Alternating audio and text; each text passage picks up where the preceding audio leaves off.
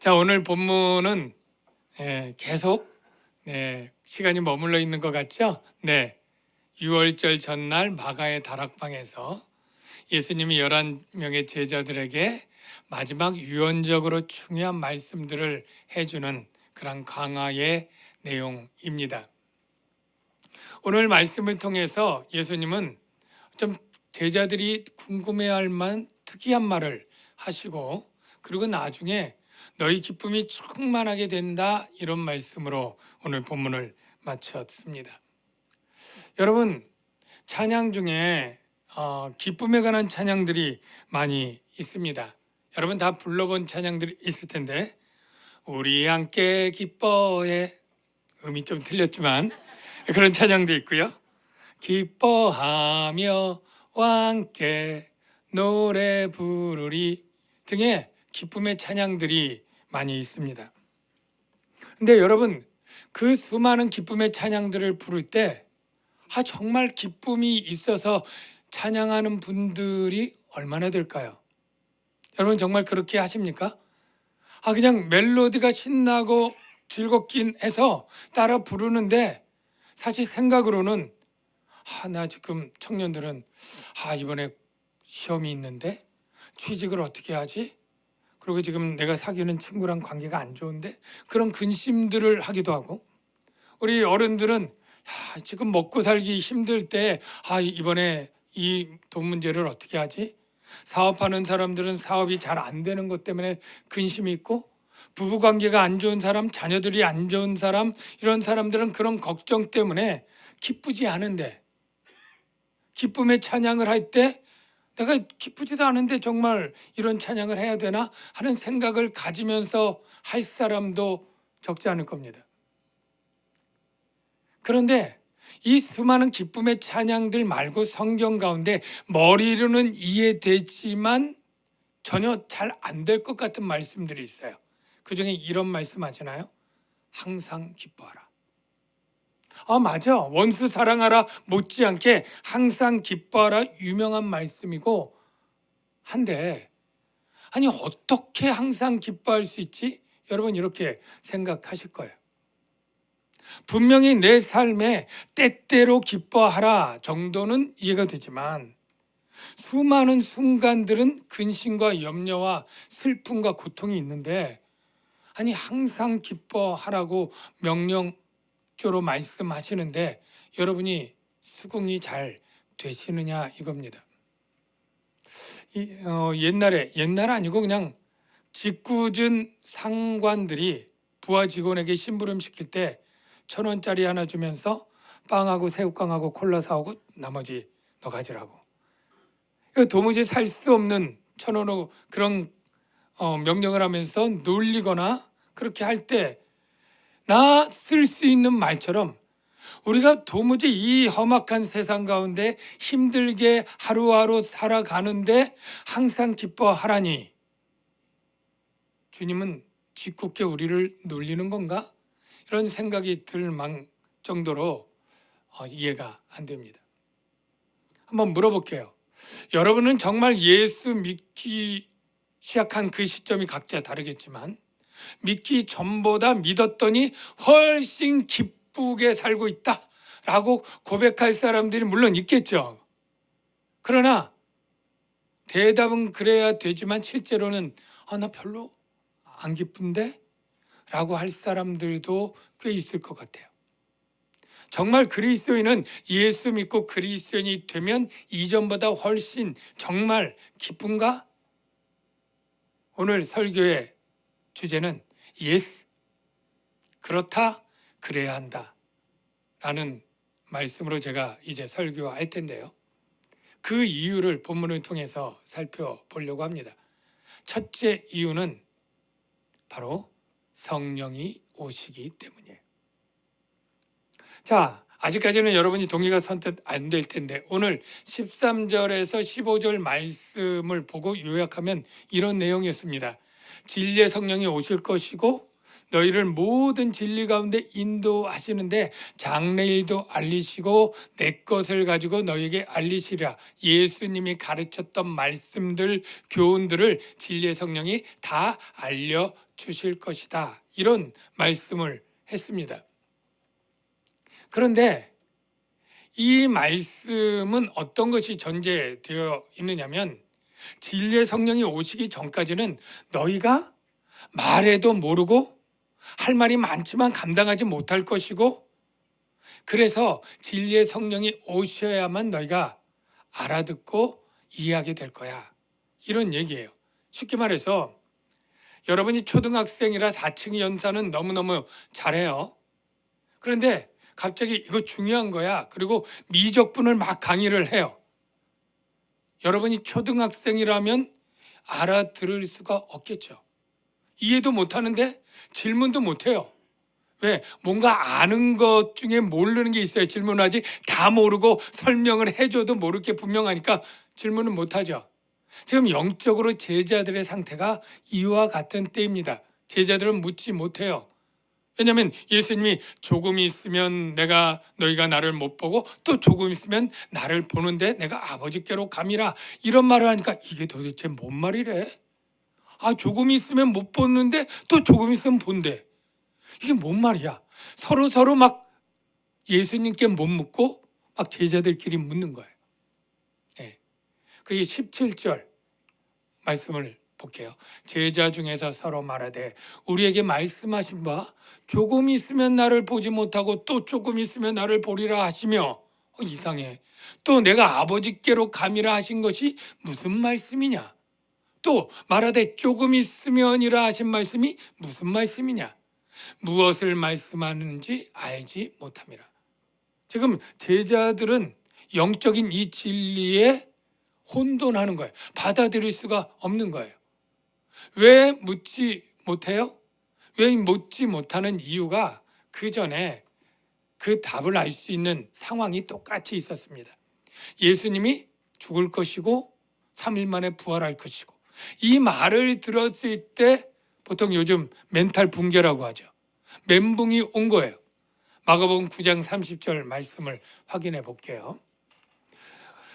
예수께서 아무에게도 알리고자 아니하시니 이는 제자들을 가르치시며 또 인자가, 예수님이 사람들 손에 죽임을 당하고 이때도 이해를 못했는데 죽은 지 3일 만에 살아나리라.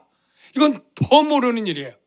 말씀하셨기 때문이라. 그러나 제자들은 이 말씀을 깨닫지 못하고 묻기도 두려워하더라.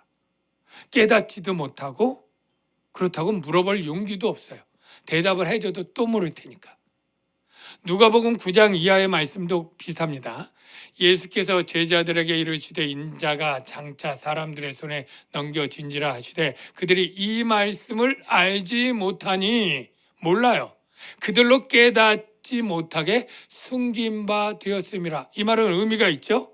그냥 머리가 나빠서 못 깨달았다가 아니고 시기적으로 계시적으로 그들이 아무리 3년 동안 배웠어도 그때는 이 영적인 이 경륜, 이 비밀을 그들이 알 수 없는 아직 초등학교 수준의 상태이기 때문에 감춰졌다, 숨긴 바 되었다. 그래서 묻기가 두려웠다.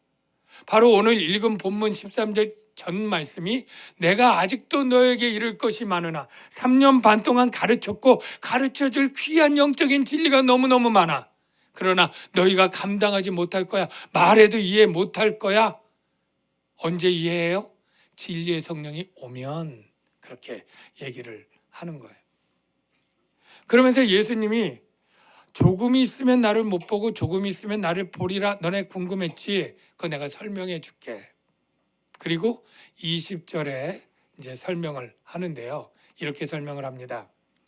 내가 진실로 진실로 너희에게 이르노니 너희는 곡하고 애통하겠으나 세상은 기뻐하리라.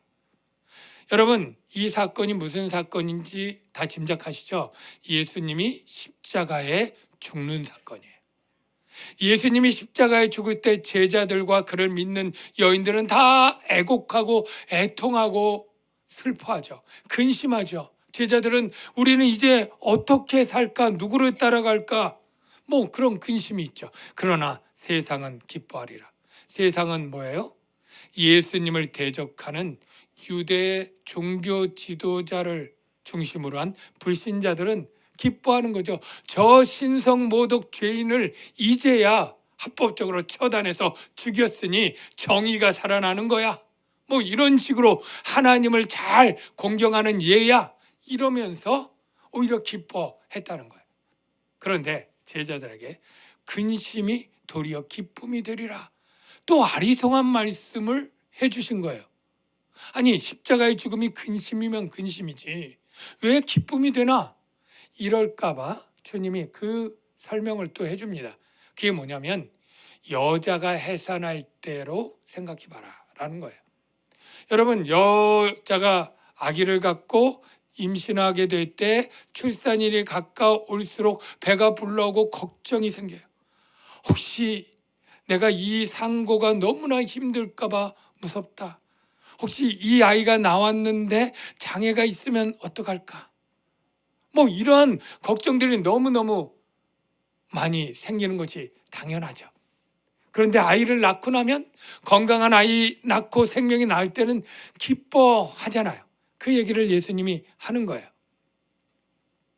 여자가 해산하게 되면 그때가 이르렀으므로 근심하나 아기를 낳으면 세상에서 사람 난 기쁨으로 말미암아, 그냥 사람이 아니죠. 내 피부치고 내 뱃속에서 나온 아주 소중한 아기가 너무 건강하게 생명으로 나왔다고 할 때 그 기쁨이 너무너무 커서 그 고통을 압도하고 능가하고 포함함으로 정말로 근심을 잊어버리고 기쁘게 되는 그러한 일처럼, 내가 십자가의 죽음이 그렇게 근심되고 걱정되는 일이지만 이렇게 기쁜 일이 될 거야, 그 기쁨은 너무나 커서 빼앗을 자가 없을 거야, 이렇게 얘기를 하는 거예요.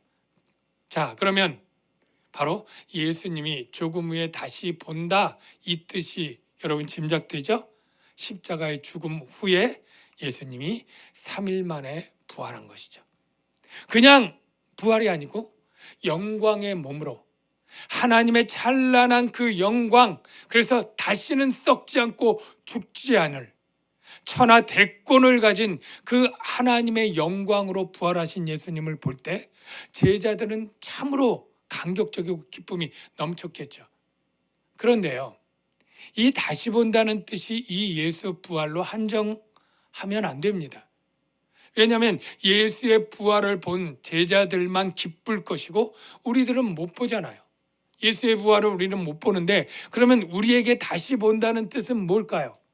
우리에게 다시 본다는 것은 바로 예수의 영, 성령이 우리 안으로 온다는 뜻이에요. 이게 바로 예수님이 내가 조금 있으면 다시 본다고 할 때 바로 예수의 영, 성령이 온다는 거예요. 여러분, 성령은 예수 그리스도의 영으로도 성경은 표현하고 있습니다. 그 예가 로마서에 보면 너희 속에 하나님의 영이 거하시면 너희가 육신에 있지 아니하고 영에 있나니 누구든지 그리스도의 영이 없으면 그리스도의 사람이 아니라, 우리 안에 거하는 게 하나님의 영이라고 표현했다가 성령, 또 한번 그리스도의 영이라고 표현해서 하나님의 영은 바로 성령은 바로 그리스도의 영이에요. 그래서 그리스도가 나를 조금 이따 보리라 할 때 부활하신 예수님에게 우리 모두 예수님이 보여준다는 뜻이 아니라 지금도 예수님을 증언하고 예수님의 영광을 나타내고 예수님의 가르침을 전할 그 그리스도의 영, 성령이 우리 안에서 예수님을 증언할 때 바로 그것이 내가 너에게 조금 이따 보여준다라고 하는 진짜 의미인 것입니다. 자, 그러면 그래요. 예수님의 영, 성령이 우리 안에 있다고 해요. 주님 말씀대로. 이 성령이 어떻게 우리를 기쁘게 할 수 있나? 이게 이제 우리가 풀어야 될 그러한 질문이었잖아요. 성령이 우리 안에서 도대체 어떤 일들을 하기 때문에 우리는 빼앗기지 않는 기쁨을 가지게 되는 것이냐? 일단 성령은 어떤 일을 하는지 본문을 통해서 보면 바로 모든 물음을, 궁금했던 영적 비밀의 진리들을 다 해결해 줄 정도로 자세히 우리에게 가르쳐요.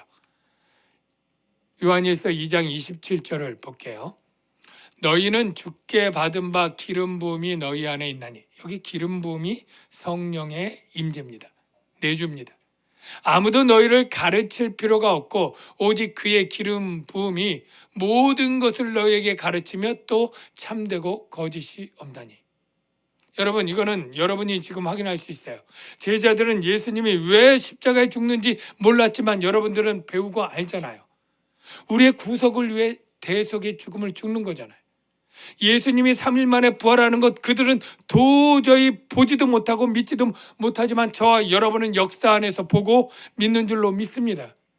오순절 성령이 오신 것도 믿고 그 영이 우리를 믿는 사람들을 믿음 안에 세워서 교회를 이루고 하나님의 나라를 이루어가고 주님의 재림이 있다는 이 사실들을 그들이 도무지 모를 그러한 질문만 무성할 그 질문에 우리가 답을 갖고 있는 것은 성령 때문인 줄로 믿습니다. 이 성령이 우리에게 궁금했던 몰랐던 모든 것을 가르치는 것만 가지고 기쁨의 원인이 될 수는 없죠. 또 있습니다. 뭐냐면 바로 아버지께 연결해줘요. 우리가 아버지께 직접 묻고 구할 수 있게 해줍니다. 그날에는 너희가 아무것도 내게 묻지 아니하리라. 이제 예수님 패싱이 되는 거예요. 내가 진실로 진실로 너희에게 이르노니 너희가 무엇이든지 아버지께 구하는 것을 내 이름으로 주시리라. 내 이름으로는 예수로 말미암아 그 권리를 얻고 성령 안에서 아버지께 기도하게 되는 거예요. 그래서 제자들이 성령 안에서 아버지께 나아감을 얻게 됩니다. 에베소서의 말씀을 보면 십자가로 이 둘을 한 몸으로 하나님과 화목하게 하려 하심이라. 이는 예수로 말미암아 우리 둘이 한 성령 안에서 아버지께 나아감을 얻게 하려 하심이라. 여러분, 아직도 이 말씀 가지고 이게 뭐 그렇게 기쁜 일인가를 생각하지 못할 거예요. 그런데 어떻게 생각해야 되느냐면 그렇기 전에 우리는 하나님과 어떤 관계였느냐면 완전히 절교된 상태입니다. 하나님과 완전히 관계가 깨어지고 파괴되고 분리된 상태에 있다는 것을 우리가 분명히 알아야 돼요. 언제 그랬습니까? 처음부터 그런 건 아니죠. 에덴 동산에서 아담이 범죄했을 때부터. 창세기 3장 24절을 보니까 하나님이 그 사람을 쫓아내시고 에덴 동산 동쪽의 그룹들과 두루 도는 불칼을 두어 생명나무 길을 지키게 하시느니라. 다시는 접근하지 못하도록 완전한 절교입니다. 그 완전한 절교된 상태가 뭐 어때? 라고 말할 수 없는 게 그 완전한 절교 상태는 생명의 근원이신 하나님과 분리됨으로 말미암아 우리에겐 비로소 비참한 죽음이 오게 됐다는 거예요. 그리고 모든 사랑과 은혜가 풍성한 좋은 것들이 무한하신 하나님으로부터 공급받는 자원이 단절되므로 우리에게는 환난과 공고와 수고의 삶이 시작됐다는 거예요. 이 수고와 죽음이 우리 인생의 대표적인 특징이에요. 모세가 말하죠. 우리가 70이요 강건한 80이라도 그 인생의 자랑은 수고와 슬픔뿐이다. 왜? 네가 흙으로 돌아갈 때까지 얼굴에 땀을 흘려야 먹을 것을 먹으리니 수고하는 인생이라는 거예요. 너는 흙이니 흙으로 돌아갈지니라. 죽음, 이게 바로 하나님과 절교된 비참한 인생인 거예요. 여러분 다 수고하고 죽음이 있고 두려움이 있고 여러분이 죽지 않아도 여러분의 사랑한 이들의 죽음을 목도해야 되고 그러한 세상에 산다는 것을 인정하면서도 그래도 아닌 사람들은 있지 않겠나?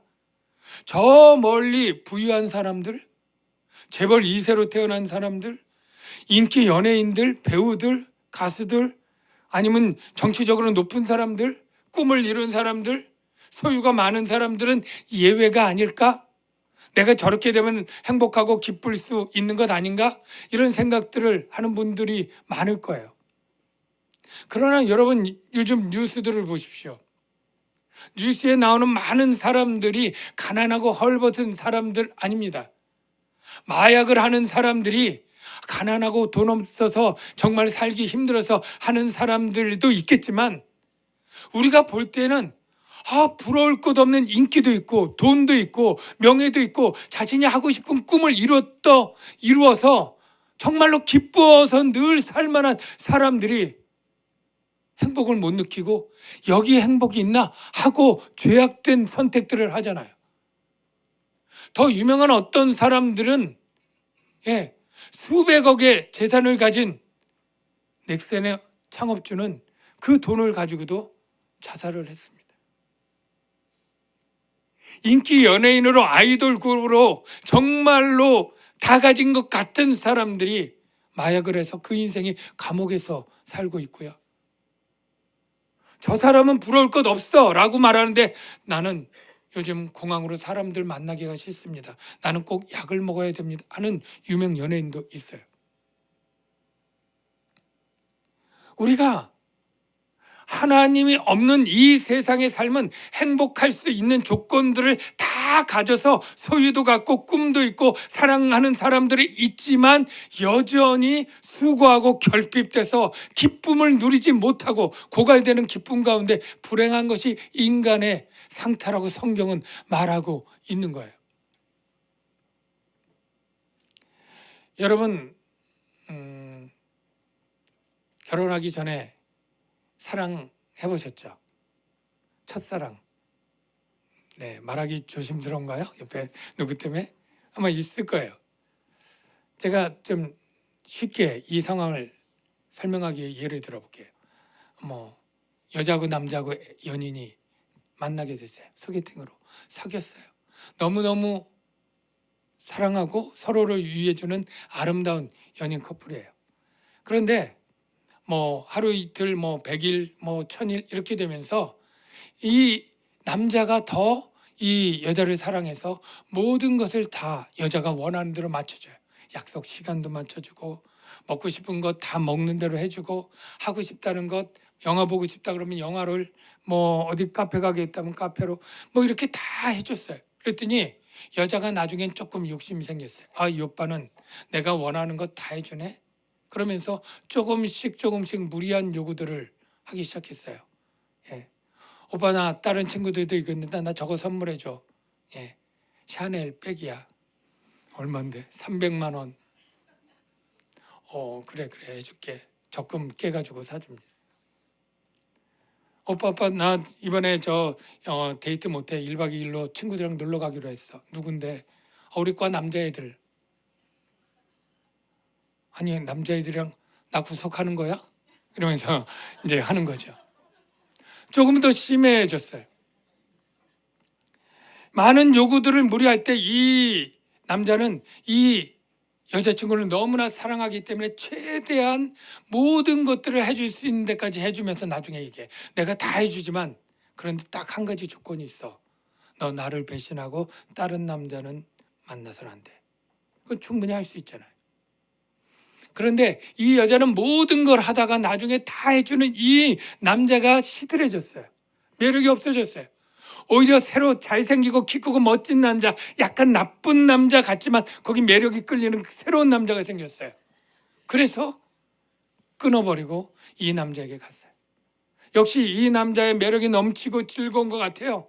그래서 이 남자를 위해서 이 여자가 대신 모든 걸 받았던 것처럼 해주면서 하는데 그렇게 몇 년 지나지 않아서 자기가 여러 여자 중에 하나였고 단지 이 남자에게 자기는 그냥 놀잇감이었다는 것, 그것을 나중에 깨달았어요. 상처를 받고 이 남자와도 헤어졌어요. 그리고 슬픔과 우울감에 삶의 의욕을 잃어버렸어요. 그렇게 오랫동안 슬퍼하다가 옛 오빠가 생각이 났어요. 다시 그 끊어졌던 관계에 연락을 수소문해가지고 그 연락처를 알았지만 차마 문자를 보낼 수가 없는 거예요.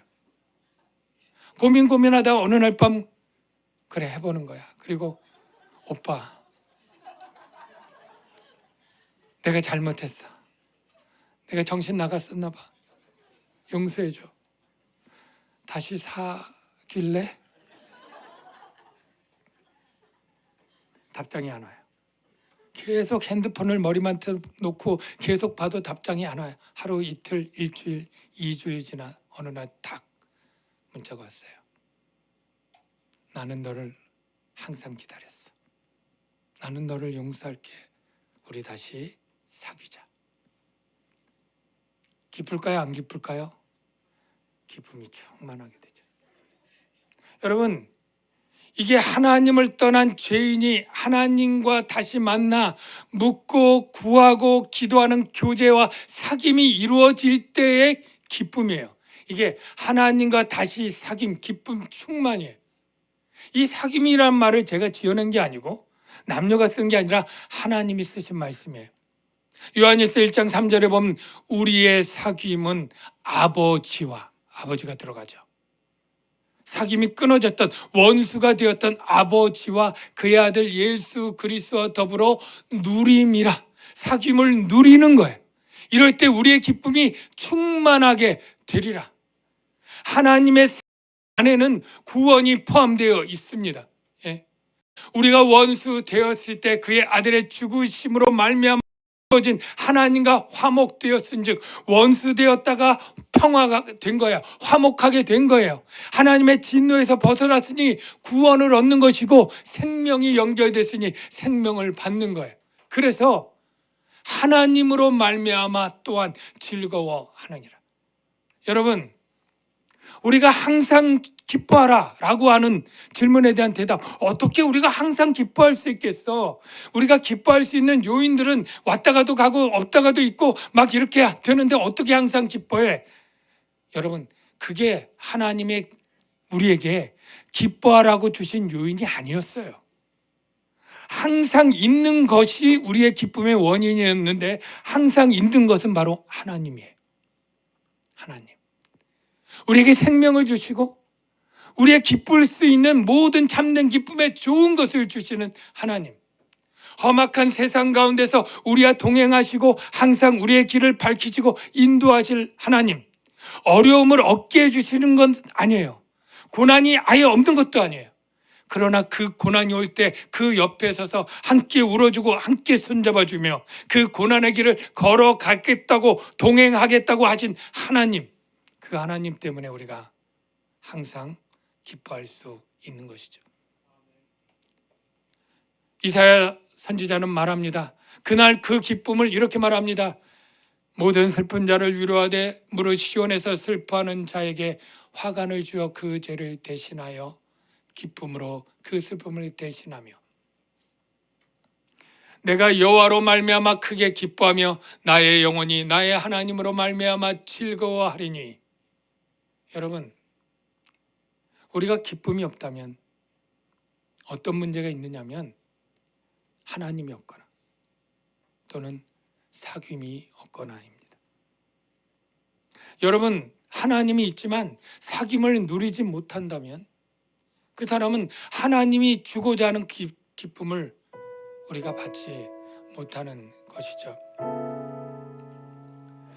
성령이 오셨다고 하는 것은 단순히 진리를 가르치기 위해서 오신 것은 아니고 바로 단절되었던 하나님과 우리를 연결해 주기 위해서, 하나님과 사귐에서 절교했던 상태에서 다시 하나님과 사귀도록, 그래서 함께 살아가도록 성령이 오신 거예요. 그래서 성령이 오시면 우리가 기뻐할 수 있고 다시 그 좋은 하나님과 사귐으로 우리는 행복할 수 있게 되는 것이죠. 그래서 성령은 우리가 두려워하고 낙심하고 허무하고 억눌렸을 때 우리에게 참 자유와 참 기쁨을 주기 위해서 보내진 그런 영이에요. 우리가 성령을 의지해서 하나님과 사귐을 누림으로 말미암아 여러분 안에 잃었던 기쁨, 하나님이 주시고자 하는 기쁨이 회복되시길 주의 이름으로 축원합니다.